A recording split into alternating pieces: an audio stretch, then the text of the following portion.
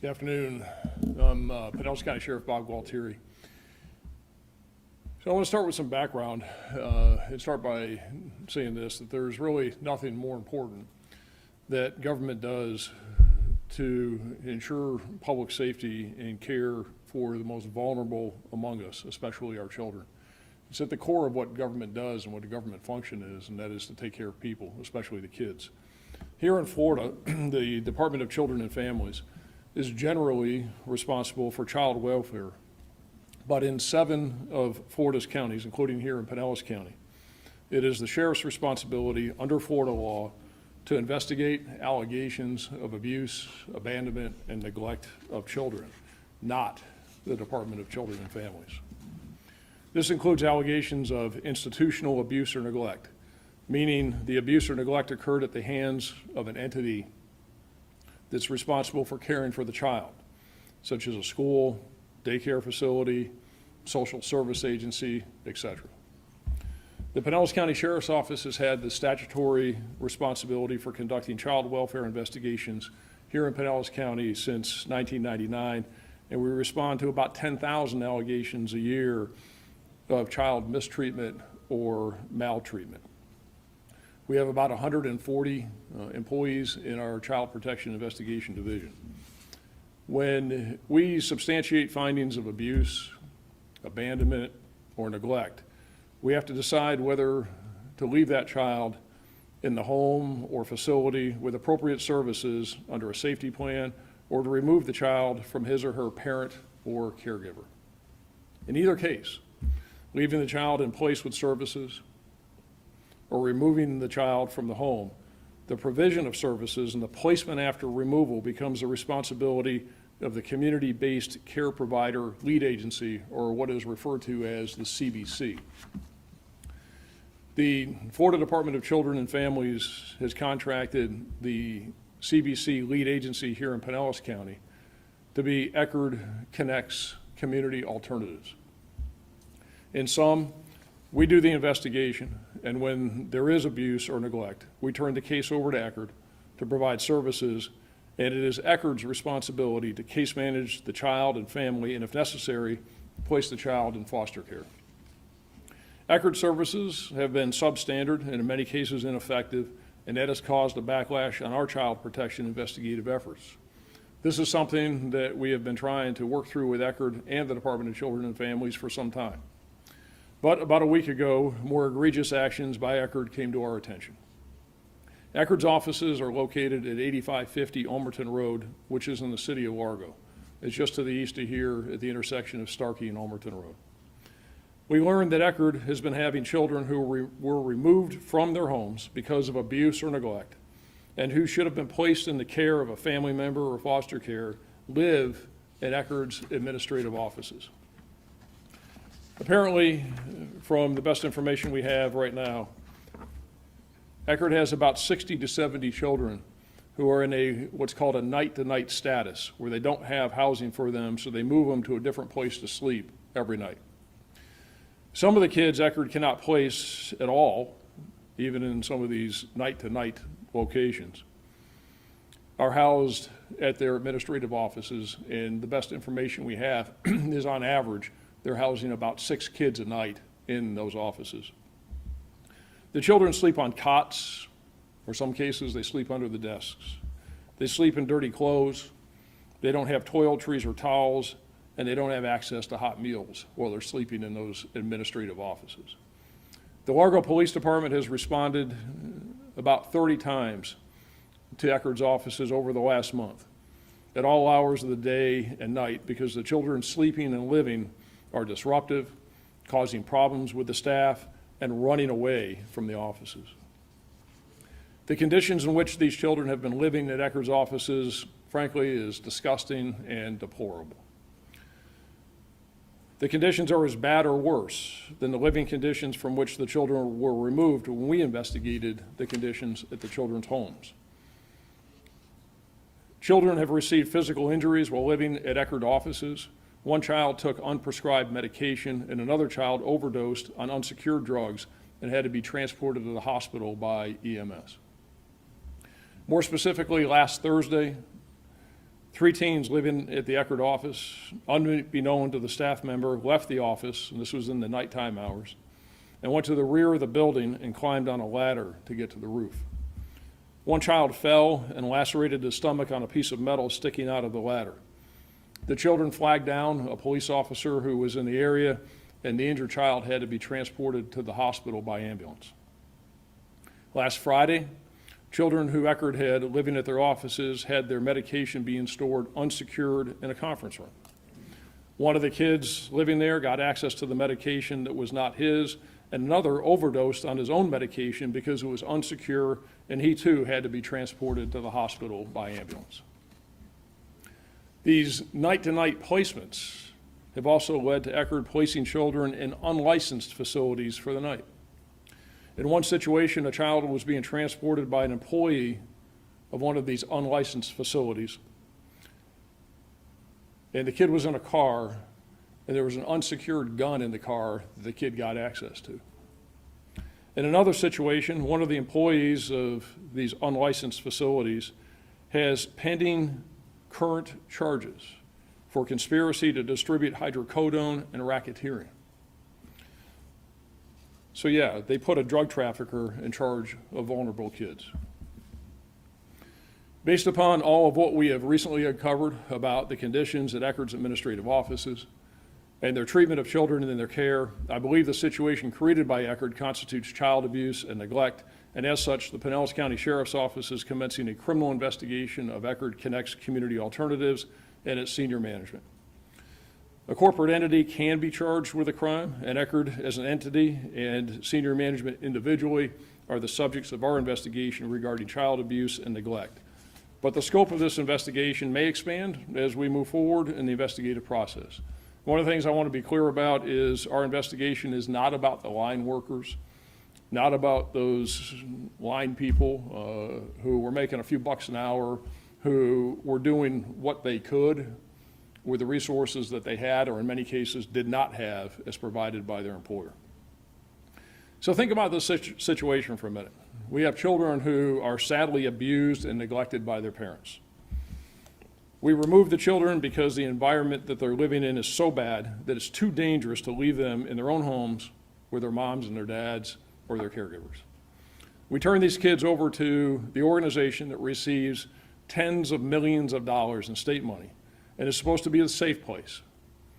The people who will care for them when their parents did not and ensure their safety, and that organization houses them in deplorable, dirty conditions, allows them to take drugs they should not take, injure themselves to the extent that they have to be transported to the hospital by ambulance. It exposes them to spending the night at a location run by a drug dealer under current criminal charges for racketeering. All this and more by the entity that is duty-bound to protect children and keep them safe. In announcing that we've started a criminal investigation into Eckerd for child abuse and neglect, including institutional abuse under Florida Statute 39.302, we're not going to be releasing any more specific details because this is now an ongoing criminal matter. We've assigned experienced detectives to conduct the investigation. I don't have a timetable on how long the investigation will take, but I assure the public that we will conduct the investigation thoroughly and diligently. I've been in communication over the last several days with Department of Children and Family Secretary Siobhan Harris, and we will continue to help and fully support DCF in its ongoing effort to ensure the safety of our vulnerable children here in Pinellas County while DCF transitions to a new CBC or community-based care provider. So that's the situation. Happy to answer any questions that I can that you may have. So what's happening right now with the 6 kids you on average you say per night are having to stay in this office? Is this continuing as we speak? Yeah, we're trying to do away with it. DCF is working hard. I can tell you that Secretary Harris has deployed a number of people from DCF out of Tallahassee here to Pinellas County. DCF has taken an active role. They're overseeing things, and we're working hard with them to make sure that the kids are safe. Can you talk a little bit more who this criminal investigation target? Is it the board? Is it the administration? Who is it? Well, really, again, it's the entity itself is what we're looking at, and an entity which includes the corporate entity of Eckerd.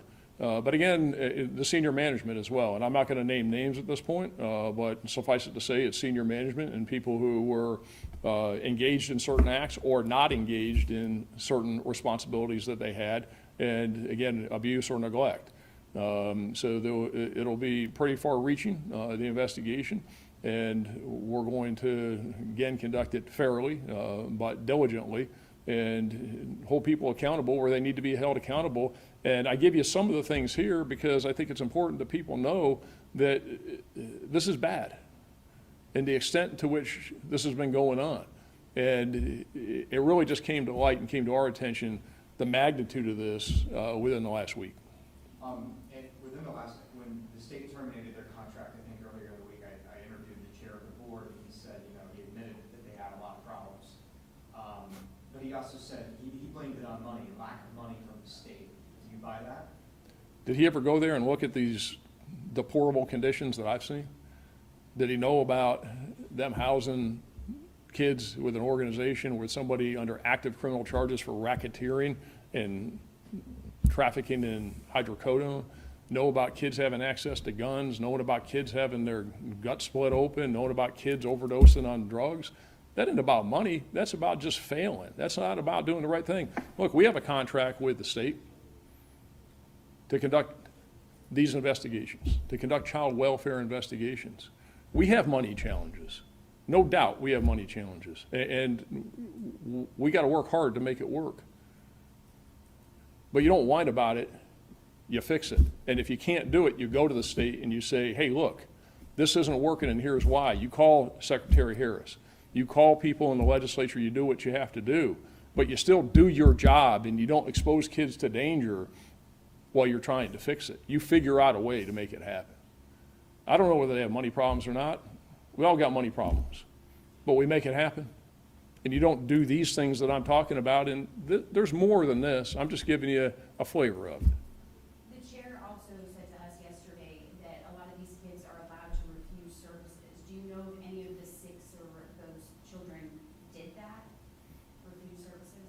No, I mean, they're sleeping in the offices in dirty clothes with no hot meals, shower facilities that nobody should get into. They're filthy. In these conditions, is that what services are they refusing?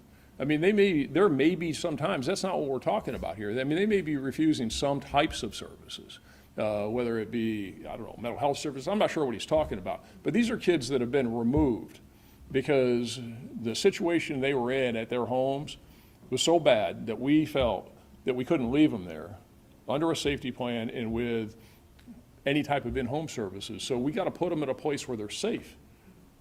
And they went to a place that is as bad or worse than the place we took them from.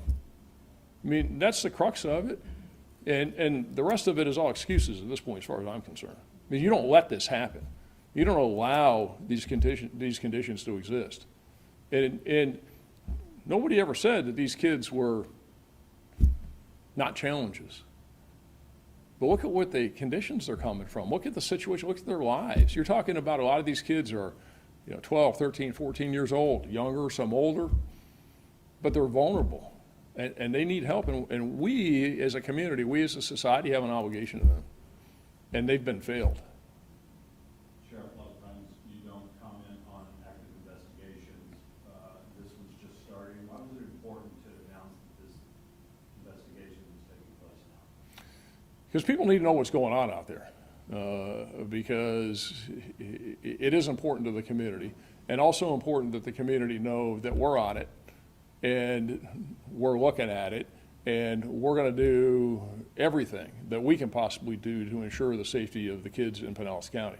So I think it's important. This is one of those things where information was put out there. It needs to be put out there as much as we can in its totality so people understand the seriousness of it, the gravity, but that we're on it. And we're working closely with DCF, and we're going to do all we can to get this right. Are you able to describe what some of these unlicensed facilities were aside from the office? Was it like a hotel or? No, I'm not going to get into it. Most of them were organizations. So it isn't like they're just sticking them in. No, they're organizations, but they're unlicensed. So which means the people aren't going through background checks, which means they're not vetted, which means you have somebody that's got an active criminal charges for drug trafficking and racketeering that are put in charge of kids. It means you got people that are driving kids around, they got guns in their cars, and you got a 14-year-old that gets access to a gun. I mean, those are the things that happen in these, unlicensed, but there are organizations primarily. Sheriff, the DCF put Eckerd on a corrective plan back in May, and at that time, they knew that these kids were night to night and sleeping in unlicensed, unapproved placements. Why isn't DCF subject to the investigation? Well, in and of itself, well, first, you gotta ask DCF what it knew or didn't know. I can't comment on that, okay? Is that DCF, okay, you can have on a limited basis, you can have kids that are in unlicensed day to day, but not under these conditions. You still have an obligation to make sure that they don't have access to guns and that they don't have drug dealers and racketeers that are supervising them. So again, that is supposed to be a very limited, temporary circumstance or situation, not that something is done ongoing. DCF doesn't have skin in this, is that Eckerd has skin in this. The people who were not managing properly, who weren't going into the offices, they didn't know what in the world was going on there, and again, taking all of this state money, tens of millions of dollars, and letting kids overdose in their offices, letting kids fall off the roof. That's not DCF, that's Eckerd. Sheriff, you wish you would start this investigation a little sooner? I'm sorry, I couldn't hear you. You wish you would start this investigation a little sooner? Some Oh. of these allegations have been out there now for a couple of years. I wish we knew about it to this extent sooner, so that we could have started the investigation sooner and prevented some of these kids from going through what they've gone through, yeah. But again, is that as soon as we found out about the magnitude of this, the extent of it, the nature of it, which was just in the last week, is that we moved pretty fast on this once we became aware of the magnitude of it. What's the avenue of maybe somebody who, like you were saying, these line workers, is those who were in it trying to just do the best work they could with what they had? What's their avenue of being able to report something like this to you? Well, they can. Anybody can report. I mean, there are mechanisms through the hotline and through other ways that they can report. But, these people were employees of that organization and, probably trying to hold on to their jobs because that's all they had. Those people are in a tough situation. They're in a tough spot. I mean, they're as much, quote, victims as anybody else. So, I want to say and make clear again, since you raised it, that this is not about those line workers. This isn't about those employees. Those are people that are just trying to do their job, and they are in a very, very tough situation. That's not the focus of what we're going to look at. The people in the higher up positions, the organization itself, the ones that made these decisions, either did things or didn't do things, those are the ones that need to be held accountable. Would you want to comment on the Inspector General's report that showed that some of the executives at the top were overpaid? Is that part of this investigation? Not part of this investigation. We don't have any jurisdiction over that. That's something for the DCFIG to look at. Everybody knows what's going on with that. Of course, I'm aware of it, but that has nothing to do with us. And I know you mentioned 6 specific cases, but how many kids overall would you say you believe Eckerd could have failed or put in danger? Tons, lots. I mean, I want to be clear with this, there's an average on any given night of about 6 kids that are being housed in their offices. But those kids move around, that varies. So it's not just 6 cases. There's a number of kids that have been housed there in those, what I'll just characterize as deplorable conditions, because they are, for an ongoing basis for a long time. And so, we'll figure out exactly how many victims there are. And then you've got the kids that are in this night-to-night status and the other circumstances that they've been exposed to. So I think, again, and one of the reasons why I explain this the way it is, because the magnitude of this is pretty broad. And I think the scope of it is pretty broad. And we're probably at the tip of it, and that's why we're going to conduct an investigation and see what's there. I believe there's enough to certainly commence the investigation and a criminal investigation. We'll let the facts and the evidence take us down the path. We'll see where it goes. So when we're talking about more than obviously just 6 kids, I know you mentioned 60 to 70 in this night tonight, what happens to them now? I mean, right now when this investigation is going on, how do we know they're safe? Well, I mean, that's hard. I can tell you, so as an example, I'll give you an example, because how do you know they're safe is that the Department of Children and Families is here. They're making a significant effort to ensure that the kids are safe. They brought staff in, they're doing checks. We helped them yesterday. They had some questions yesterday. DCF was here. They had some questions about 93 kids, okay, that they had some questions about. They were in the 3-year-old range, about whether those kids were safe, about whether those kids had received the right services. And there were a lot of questions about that. So yesterday we took 30 detectives, and they went out and put eyes on all 93 of those kids just to verify, to make sure. So those are the kinds of things that are going on to make sure that nothing's falling through the cracks, and to do the best we can until they transition us to a new CBC that will hopefully come in and get this right. I'm not sure if it's possible or not, but maybe some of these kids have aged out of the, foster care or whatever, but maybe been in that situation at some point. Are you hoping that they come forward and tell you, hey, I was one of these kids? Sure, absolutely. Anybody that wants to come forward, we'll be more than happy to take the information. We're going to be, again, reaching out, doing interviews, doing what we do in the investigative process. Anybody that has information that would be relevant to this, we encourage them to come forward and provide it to us. And I know TCF is looking for a new agency to take over. Do we know how soon that could happen? Well, they put Eckerd on notice that the contract expires December 31st, so within the next 60 days. And that, again, I would probably direct more of those questions to the department on that, as to what their plan is and whether they'll actually be able to get somebody in, or what they'll do in the interim, et cetera. But I have a lot of confidence in Secretary Harris. I can tell you that she's been very responsive to this. She's stepping up, doing the right thing, and is very committed to getting this right. All right, thanks, everybody.